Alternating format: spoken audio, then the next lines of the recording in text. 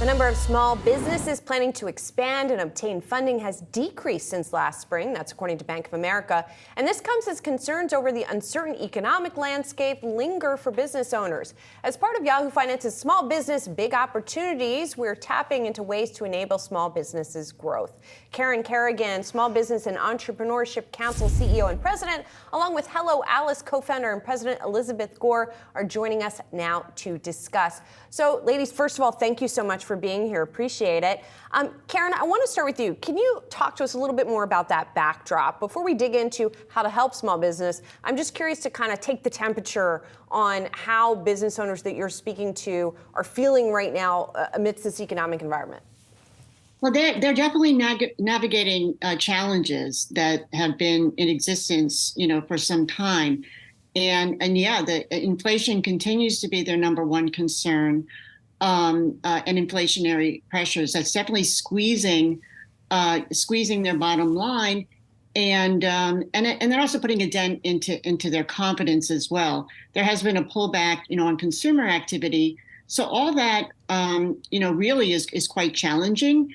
On the other hand, when we talk to business owners, they see the challenge and they're pivoting and they're turning to technology and using AI and a bunch of other tools to help them navigate through this. So where there are challenges, they're also, they're seeing solutions and really grinding their way through it. Elizabeth, I want to bring you in here as well. And maybe start there as well, Elizabeth, big picture. You're talking to small business owners across this country. How are they doing? How are they feeling right now, Elizabeth?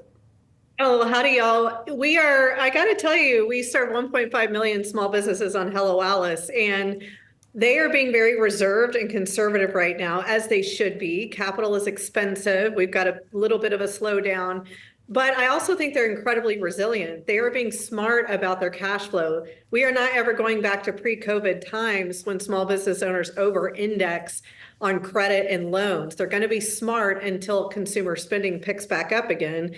And listen, we have 5 times the amount of small businesses launching in the US right now than we ever have. So while there's a conservative approach to cash flow right now, I think there's a sense of optimism on these small business owners following their dreams. Well, that's helpful to know, especially on the credit front. Elizabeth, I want to stick with you here.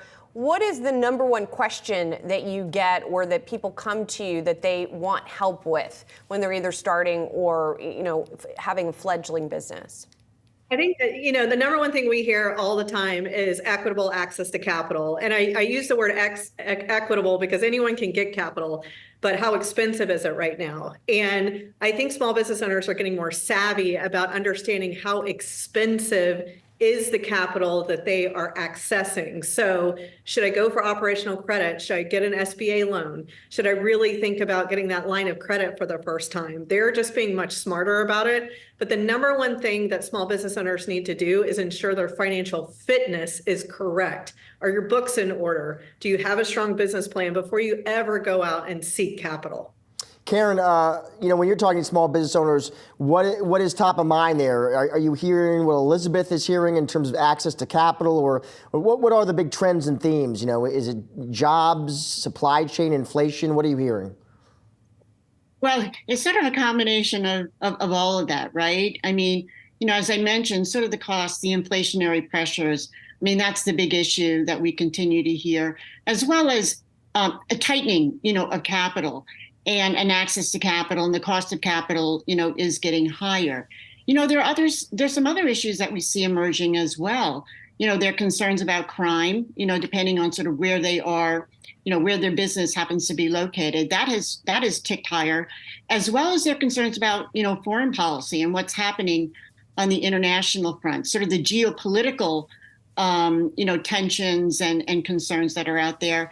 And how, something could happen overnight, and affect supply chains, cost, and et cetera. I would say the other big issue is what's happening in Washington from a tax and a regulatory perspective. They do see a lot of things in the regulatory agencies, the Department of Labor, the FTC, and other agencies, and how those regulations are going to impact the cost of capital, their availability or opportunity to use independent contractors. And then there's taxing issues lingering too, as well. There's a lot of expired tax credits There's ones that will be expiring in the near future with regard to the 20% business deduction. And they're concerned about where that is going to go and whether they're going to have less resources, in their business. So there are those type of policy uncertainties and issues that we're hearing much more.